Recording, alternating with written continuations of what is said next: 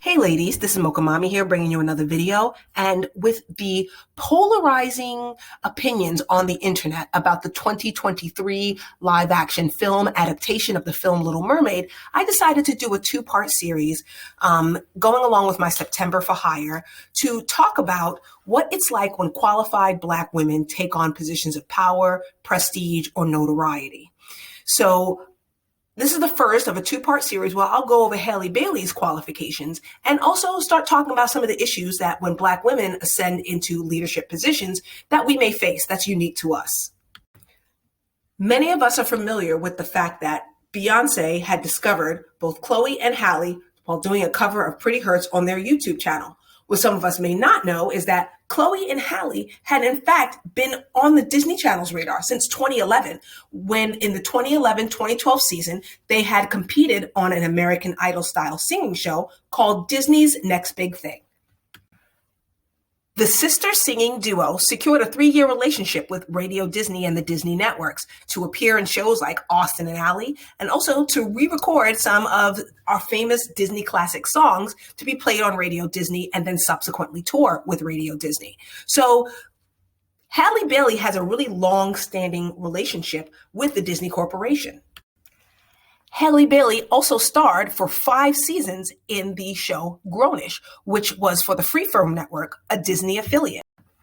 Halle Bailey has had a very long-standing relationship with the Disney Corporation, longer than Naomi Scott, who went from Lemonade Mouth to starring in the live-action version of Aladdin as Princess Jasmine, longer than Miley Cyrus served as Hannah Montana, longer than Selena Gomez was with the Wizards of Waverly Place franchise, and longer than Demi Lovato, who was with the series Camp Rock. Also, at the age of 21, Halle Bailey has been with the Disney network longer than Britney Spears, Justin Timberlake, Christina Aguilera combined. So how did Halle Bailey land the role of Ariel? Well, you'd have to go back to 2010 when Disney initially hired Lin-Manuel Miranda. This award-winning playwright, composer, musical producer, rapper, and artist had worked for Disney writing and arranging several of their musical scores for their video and musical productions. From there, he had ascended the ranks and taken on the role of a lower budget film that was to be released after the monster hit Frozen. That movie was Moana. In Moana, he had found an unknown talent by the name of Ahulihi Cavallo, and then had penned several songs that Disney did not expect to blow up. Remember, Moana was a pretty low budget film and it didn't even use Pixar animation. In fact, the song that he had written, You're Welcome, performed by Dwayne "The Rock" Johnson, ended up surpassing Randy Newman's You Got a Friend in Me as far as Spotify and Apple Play downloads. So in 2016-2017, not only was Moana's success a surprise to the Disney Corporation, but the epic failure that was the live action adaptation of Beauty and the Beast. Beauty and the Beast used some of Disney's top composers, musical arrangers, as well as secured an actress, Emma Watson, who had a great history of long-standing success with young adult audiences. Well, the film flopped, and Disney had to spend a lot of money to sweep this horrible film under the rug. So how is it that a lesser-known actress in a lower-budget movie ends up getting more ticket sales and more downloads on Spotify and Apple Music than a well-known actress with better composers and better musical arrangers? Well, what Disney decided to do was tap Lin-Manuel Miranda to score their most popular and highest grossing animation film into a live action series.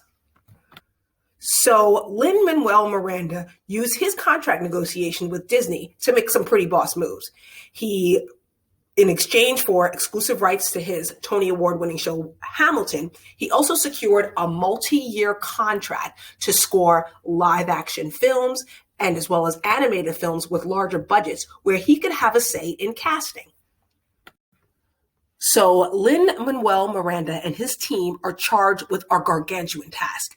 Who do they cast for Ariel in the live film adaptation of The Little Mermaid? Well, that answer came in the release of the album The Kids Are Alright in 2018 by Chloe and Halle. There was a song, the second song released from that album, the second single, which was called Cool People. And right around the 1 minute and 38-second mark, that's what got the attention of Lin-Manuel Miranda and the Disney team. I've seen things with Miranda. These old days I don't feel that much.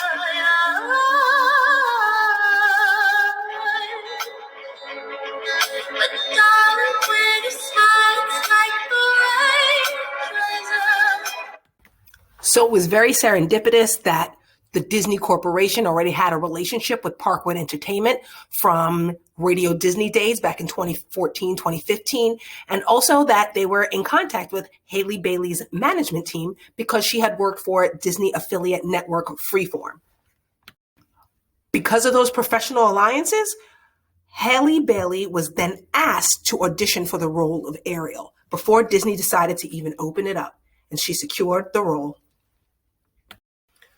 So before even looking into Halle Bailey's music or her talent or her relationship with the Disney network, internet trolls automatically start going in on her, saying that she is unqualified to be Ariel. Very similar to the way they went in on actress Moses Ingram for starring as the villain in Disney's Star Wars adaptation of Obi-Wan Kenobi.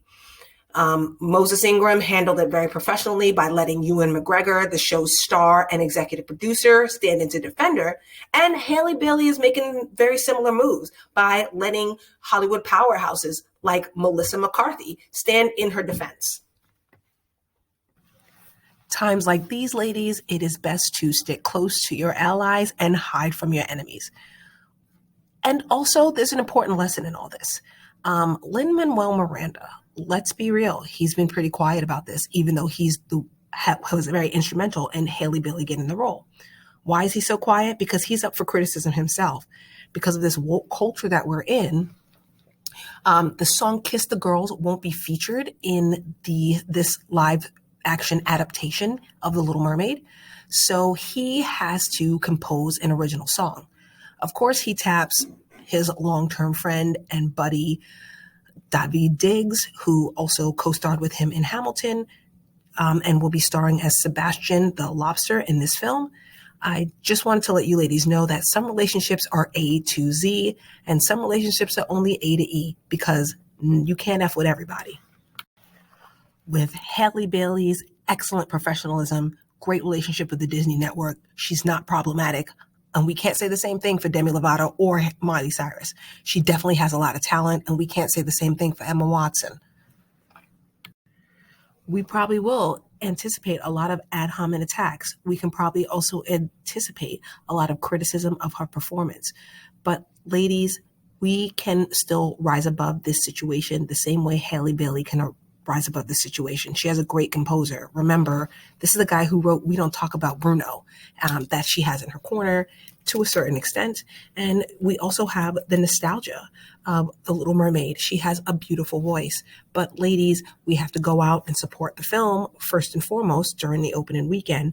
But also we need to learn how to navigate these situations when that happens to us. So stay tuned for part 2. And this is Mocha Mommy. I'll see you in the next video.